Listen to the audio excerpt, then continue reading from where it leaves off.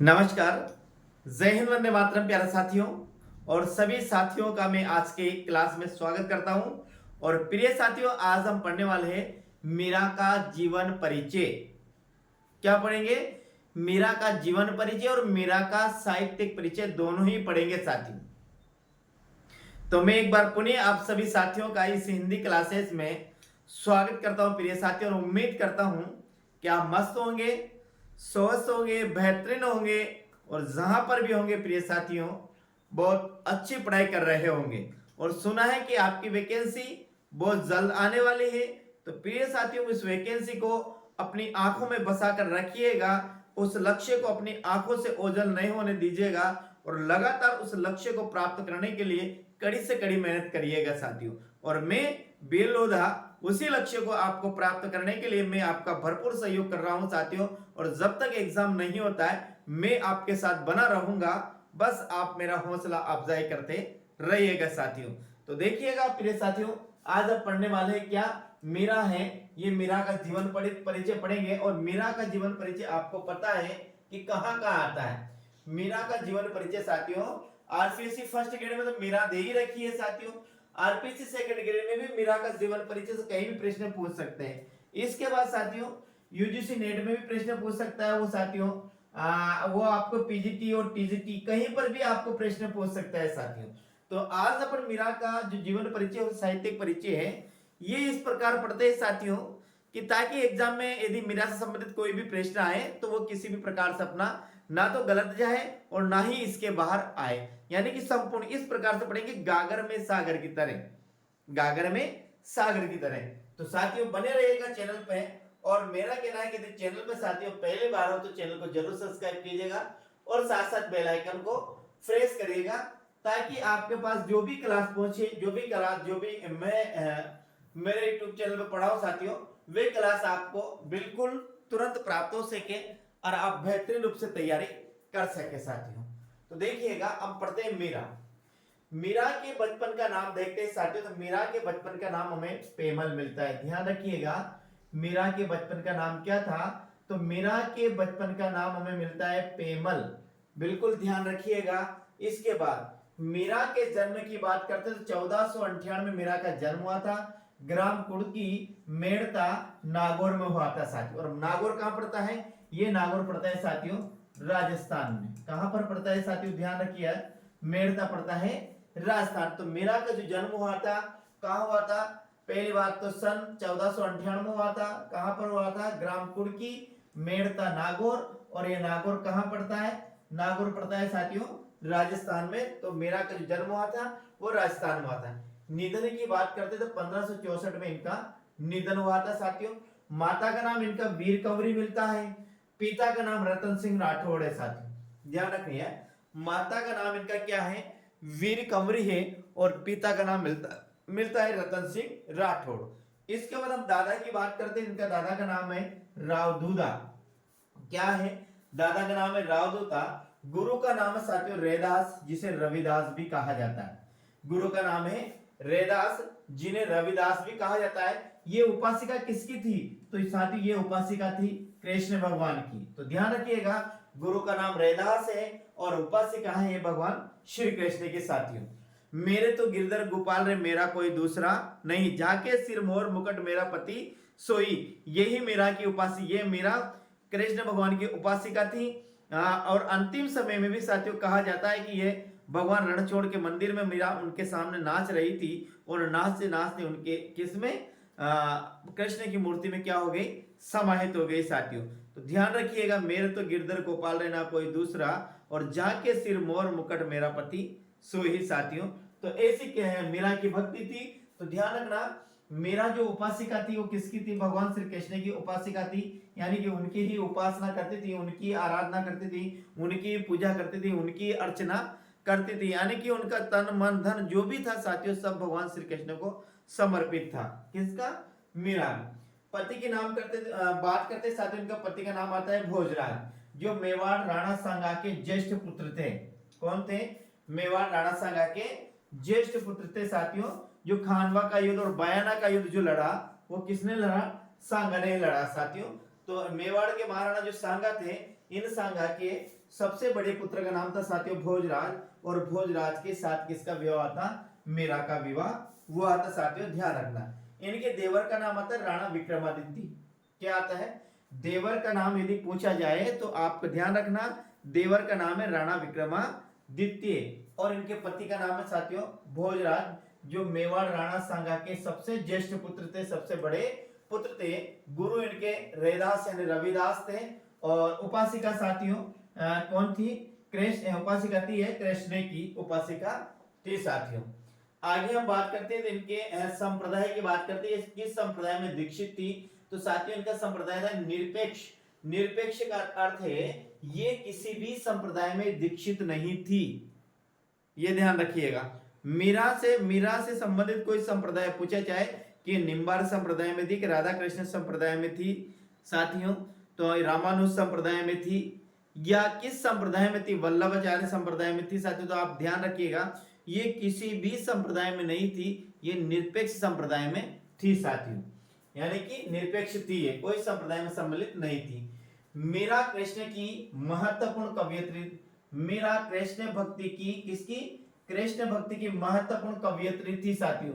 ध्यान रखना, मीरा यदि पूछ लिया जाए, वैसे आपको पता है साथियों कि मीरा किसकी उपासिका थी, किसकी भक्ति थी, किसकी कवयित्री थी, तो वो कृष्ण भक्ति की महत्वपूर्ण कवयित्री थी साथियों। मीरा की भाषा मूलतः क्या है, ब्रज मिश्रित राजस्थानी है। ध्यान रखना, ब्रज मिश्रित राजस्थानी है, जिसमें कहीं कहीं गुजराती, अवधी और खड़ी बोली भी मिलती है, खड़ी बोली के शब्द भी मिलते हैं। मीरा की जो मुख्य भाषा है उसमें क्या है, राजस्थानी और ब्रज भाषा का मिश्रण है। अब यह देखिए, अपन डिंगल और पिंगल की बात करते हैं साथियों, डिंगल और पिंगल शैलियों की बात, ये डिंगल है, डिंगल और पिंगल शैलियों की बात करते हैं साथियों। क्या है, ये डिंगल शैली है, और नीचे लिखता हूं साथियों में पिंगल शैली। क्या लिखता हूं, पिंगल शैली लिखता हूं। तो ये बनी किससे, राजस्थानी से और अपभ्रंश से बनी, और ये किससे बनी साथियों, ब्रज भाषा और अपभ्रंश से बनी। तो मीरा की भाषा ना तो डिंगल थी ना पिंगल थी, ये राजस्थानी और ब्रज दोनों का मिश्रण थी। ध्यान रखना, मीरा की यदि भाषा पूछ लिया जाए साथियों, तो ये ब्रज मिश्रित राजस्थानी भाषा है, जिसमें कहीं कहीं क्या गुजराती का प्रभाव मिलता है, कहीं अवधि के शब्द मिलते हैं, और कहीं खड़ी बोली के शब्द मिलते हैं साथियों। अवधि में बड़ी की मात्रा है कि ध्यान रखना साथियों, छोटी अवधि का मतलब होता है समय होता है साथियों, और बड़ी यदि मात्रा लग रही तो उसका अर्थ होता है एक प्रकार की भाषा बोली होती है साथियों। आगे, बचपन में मां का निधन हो गया, फिर पालन पोषण दादा रावदुदा ने किया। बचपन में ही मां का क्या हो जाता है, मीरा की जो मां थी उनका निधन हो जाता है प्यारा साथियों, और फिर इनका जो पालन पोषण किया जाता है, जो इनके दादा थे, और दादा का नाम क्या था, रावदुदा। इन रावदुदा ने ही मीरा का क्या किया, पालन पोषण किया। ध्यान रखिएगा साथियों कि बचपन में मीरा की मां का निधन हो जाता है, और निधन होने के बाद इनका दादा का नाम था रावदुदा, और रावदुदा ही इनका क्या करते हैं, पालन पोषण करते हैं। मीरा का मानना था कि सदगुरु की कृपा से ही भवसागर को पार किया जा सकता है। भवसागर का मतलब इस संसार सागर को, इस लौकिक संसार सागर को, इस लौकिक संसार को यदि पार करना है साथियों, तो वे केवल गुरु की कृपा से ही पार हो सकता है, ऐसा मीरा का कहना है। और संसार में गुरु के अलावा इस संसार सागर से कोई भी हमें पार नहीं करा सकता है। प्रिय साथियों, ध्यान रखना कि मीरा ने क्या कहा, मीरा ने कहा कि यदि इस संसार से हमें पार जाना है, इस संसार से हमें मुक्ति प्राप्त करनी है, हमें मोक्ष प्राप्त करना है, इस संसार से हमें जन्म जन्मांतर छुटकारा पाना है, तो हमें गुरु की शरण में जाना पड़ेगा, और गुरु ही हमें कहां पर, इस संसार से मुक्ति प्रदान करेगा। ऐसा किसका मानना है साथियों, मीरा का मानना है। आगे हम बात करते हैं, मीरा ने कृष्ण को पति माना। ध्यान रखिएगा साथियों, एग्जाम में यदि प्रश्न आता है तो क्या है, मीरा ने कृष्ण को पति माना, प्रिय, पति, प्रिय, निर्गुण, सगुण, योगी आदि नामों से संबोधित किया है। मीरा ने श्री कृष्ण भगवान के लिए साथियों पति शब्द का भी प्रयोग किया है, प्रिय शब्द का भी प्रयोग किया है, निर्गुण शब्द का भी प्रयोग किया है, सगुण शब्द का भी प्रयोग किया है, और योगी शब्द का भी प्रयोग किया है। कहने का मतलब मीरा ने अपना जो सब कुछ माना, निर्गुण, सगुण, प्रिय, पति, योगी, जो भी माना, केवल श्री कृष्ण को माना है साथियों। तो मीरा श्री कृष्ण की जो उपासिका थी और भगवान श्री कृष्ण से वो एक निष्ठ प्रेम करती थी। जिस प्रकार गोपियां भगवान श्री कृष्ण से प्रेम करती थी, उसी प्रकार मीरा भी साथियों किससे भगवान श्री कृष्ण से प्रेम करती थी साथियों। इस बात का ध्यान रखना। तो यह देखिए, मीरा कृष्ण को पति मानती थी, प्रिय मानती थी, निर्गुण मानती थी, सगुण मानती थी और योगी मानती थी। यानी मीरा कृष्ण को पति, प्रिय, निर्गुण, सगुण और योगी मानती थी साथियों। आगे हम बात करते हैं।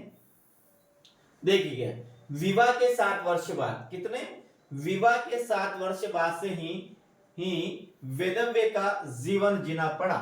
वेदव्य यानी कि विधवा, वेदव्य यानी कि विधवा, विधवा में अपन लगाएंगे ए प्रत्यय, तो ये हो जाएगा वेदव्य साथियों।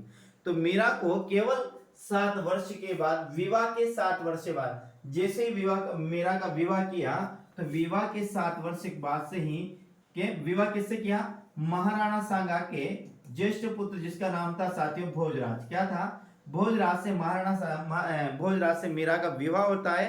और मीरा के विवाह के 7 वर्ष बाद से ही इस भोजराज का क्या हो जाता है, निधन हो जाता है और मीरा को वेदव्य जीवन जीना पड़ता है साथियों, ध्यान रखिएगा। मीरा की भक्ति कांता, माधुर्य, दैन्य, दाम्पत्य भाव की थी। यानी कि मीरा की जो भक्ति साथियों वह कांता भाव की भी थी, मीरा की भक्ति माधुर्य भाव की भी थी, मीरा की भक्ति दैन्य भाव की भी थी, मीरा की भक्ति साथियों दाम्पत्य भाव की भी थी। यानी कि मीरा की भक्ति सभी प्रकार की थी, कांता भाव की भी थी यानी पति पत्नी का संबंध था, माधुर्य भाव की भी थी साथियों, दैन्य भाव की भी, दीनता से भी, और दाम्पत्य भाव से भी। यह दाम्पत्य भाव का भी वही है साथियों, पति पत्नी। यानी कि मीरा ने जो भक्ति करी वो कांता भाव से भी करी, माधुर्य भाव से भी करी, दैन्य भाव से भी की, और दाम्पत्य भाव। दैन्य भाव का मतलब होता है बिल्कुल गरीब बनकर, लाचार बनकर, जैसे रैदास ने कहा कि प्रभु तुम चंदन हम पानी, प्रभु तुम चंदन हम पानी, ये दैन्य भाव की भक्ति है। इसी प्रकार मीरा ने कृष्ण की भक्ति कांता भाव से भी की, ध्यान रखिएगा, कांता भाव से भी की, माधुर्य भाव से भी की, दैन्य भाव से भी की और दाम्पत्य भाव से भी की। और ये चारों ही साथी यदि ऑप्शन में दे रखा है तो अपन को यह माधुर्य भाव का चयन करना है। फर्स्ट ऑप्शन माधुर्य भाव है अपना, और बाकी ये चारों ही भाव से मीरा ने श्री कृष्ण भगवान की भक्ति की है। आपको इसका ध्यान रखना प्रिय साथियों। वेदव्य के उपरांत कृष्ण की मूर्ति के सामने नाचा करती थी। अब वेदव्य के ऊपर जब मीरा विधवा हुई तो फिर इसके बाद वो भगवान श्री कृष्ण की जो मूर्ति थी उस मूर्ति के सामने ही वो नाचा करती थी साथियों। अब की स्थितियां ऐसी है कि वो अब स्त्रियों को हम स्वतंत्रता नहीं देते, रात में घर से बाहर नहीं निकलने देते, तो उस समय की स्थितियां कैसी होगी, आज से 1000 साल पहले की स्थितियां कैसी होगी प्रिय साथियों, हम सोच सकते हैं, हम अंदाज भी नहीं लगा सकते। तो वेदव्य के उपरांत कृष्ण की मूर्ति के सामने नाचा करती थी साथियों। देवर विक्रमादित्य ने अनेक कष्ट दिए, फलस्वरूप चित्तौड़ छोड़कर कहाँ चली गई, वृंदावन चली गई, और वृंदावन चली गई और वृंदावन से कहाँ गई, द्वारका चली गई, जहां रणछोड़ जी की मूर्ति में समाहित होगी ऐसा कहा जाता है। पहले तो क्या कहाँ रहती थी, चित्तौड़। जिस चित्तौड़ में किसने कष्ट दिए, इनका जो देवर था, देवर का नाम था विक्रमादित्य। ये विक्रमादित्य इनको क्या देता है, कष्ट देता है, घोर कष्ट देता है। कहा जाता है कि इनके लिए, आपने पढ़ा होगा मेरा के पदों में कि विक्रमादित्य ने इनके लिए सांप भी भेजा, विक्रमादित्य ने इनको जहर भी भेजा पीने। तो ये जो मीरा थी जहर भी पी गई हंसती हंसती, और जो सांप भेजा वो भी इनके लिए क्या बन गया, फूल की माला बन गया। तो इनका जो पति था साथ, इनका जो देवर था साथियों जिनका नाम विक्रमादित्य था, इन्होंने इनको बहुत ज्यादा कष्ट दिए। तो ये चित्तौड़ छोड़कर कहां पर चली गई, वृंदावन चली गई। लेकिन वृंदावन में भी साथियों इनको अच्छा नहीं लगा, या वहां भी इनकी भक्ति में कोई ना कोई बाधा उत्पन्न हुई, किसकी, मीरा की भक्ति। तो फिर वृंदावन से कहां चली जाती है, ये द्वारका चली जाते हैं। ध्यान रखना, द्वारिका, ये द्वारिका जो शब्द है ये व्याकरण की दृष्टि से अशुद्ध शब्द है, द्वारका ही सही है, आप इस बात का ध्यान रखिए। तो द्वारिका चली गई। लोक लाज व मर्यादा के नाम पर आरोपित बंधनों का खंडन किया। ध्यान रखना, मीरा ने उस समय जितने भी लोक लाज थे, लोक लाज और बंधनों का क्या किया, खंडन किया उस समय के साथियों। ध्यान रखिएगा, मीरा लोक लाज और मर्यादा के नाम पर आरोपित बंधनों का क्या किया, इन्होंने खंडन किया प्रिय साथियों। मीरा हिंदी साहित्य में स्त्री मुक्ति की प्रथम आवाज मानी जाती है, ये भी ध्यान रखना। हिंदी साहित्य में एक स्त्री मुक्ति की प्रथम आवाज कौन मानी जाती है, तो आपको उत्तर देना है कि हिंदी साहित्य में स्त्री मुक्ति की जो प्रथम आवाज मानी जाती है वो उसे मीरा को ही माना जाता है साथियों, ये बात का ध्यान रखना। ये देखना, मीरा हिंदी साहित्य में स्त्री मुक्ति की प्रथम आवाज मानी जाती है, ध्यान रखना। मीरा हिंदी साहित्य में स्त्री मुक्ति की प्रथम आवाज मानी जाती है, ये आपको ध्यान रखना है। हिंदी साहित्य में स्त्री मुक्ति की प्रथम आवाज कौन मानी जाती है, तो अपना आंसर क्या होगा, मीरा होगा प्रिय साथियों।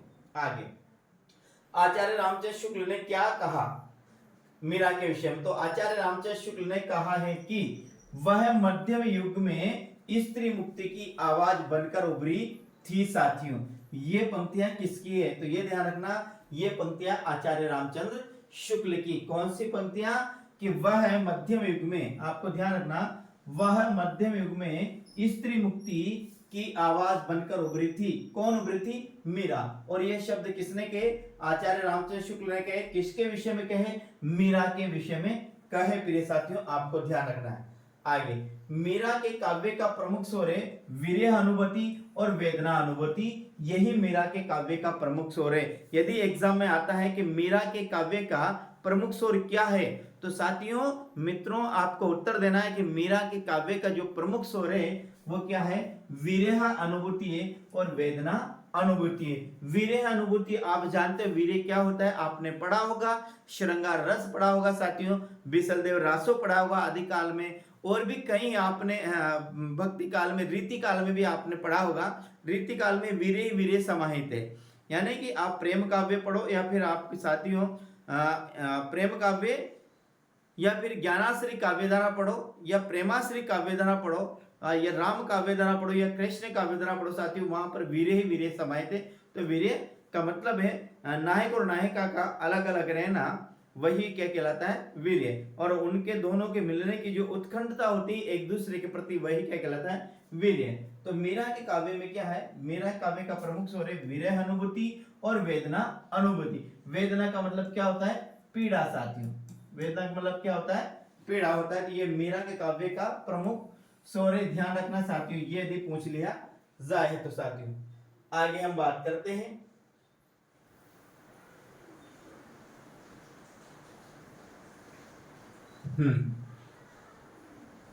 मीरा ने गे मुक्त काव्य शैली में रचना की। किसमें, मीरा ने गे मुक्त काव्य शैली में रचना की। मीरा ने ना प्रबंधात्मक रचना नहीं की, ना खंड काव्य लिखा, ना प्रबंध काव्य लिखा, ना महाकाव्य लिखा।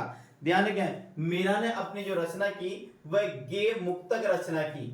मुक्तक काव्य है और उस काव्य को गाया जा सकता है। मीरा के काव्य में सूफियों का प्रभाव भी दिखाई देता है। कहां पर दिखाई देता है, विरह अनुभूति में मीरा के काव्य में सूफियों का प्रभाव दिखाई देता है, और वेदना अनुभूति में, विरह अनुभूति में मीरा के काव्य में सूफियों का प्रभाव भी देखने को मिलता है। ध्यान रखना, यदि असत्य और असत्य में पूछ लिया जाए तो ये ध्यान रखना कि मीरा के काव्य में सूफियों का प्रभाव भी क्या मिलता है, देखने को मिलता है प्रिय साथियों।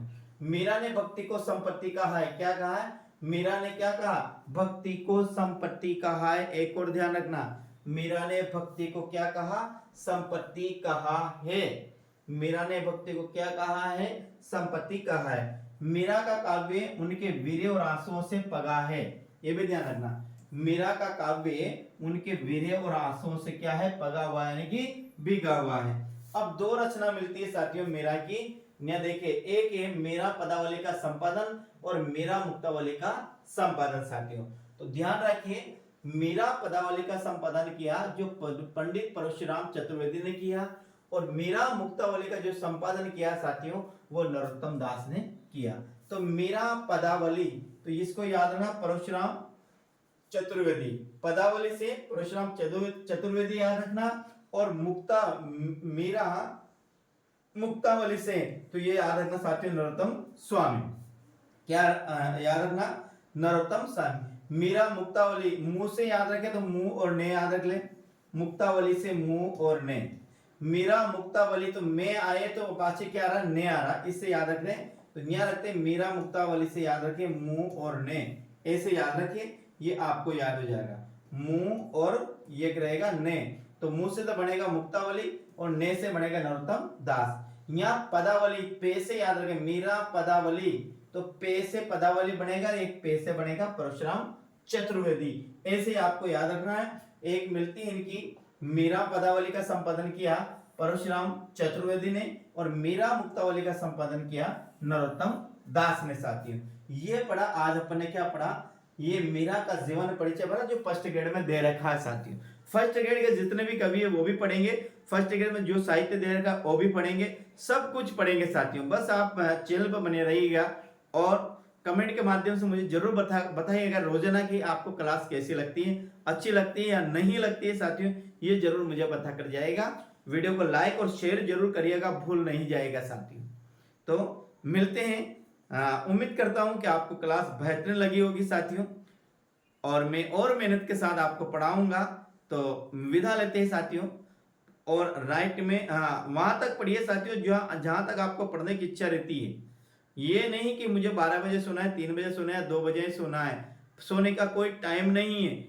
ये याद रखिए कि हमें जहां तक नींद नहीं आती वहां तक पढ़ना है, बस सोने का टाइम नहीं हो, पढ़ने का टाइम नहीं होना चाहिए साथियों, केवल सोने का टाइम होना चाहिए। मुझे 4 या 5 घंटा सोना है, इससे ज्यादा नहीं सोना है, तो आप निश्चित रूप से सफलता प्राप्त करेंगे। तो ठीक, वंदे मातरम, जय सिया राम साथियों। कल फिर मिलते हैं अगले वीडियो में, अगली क्लास में। राम राम, गुड नाइट साथियों।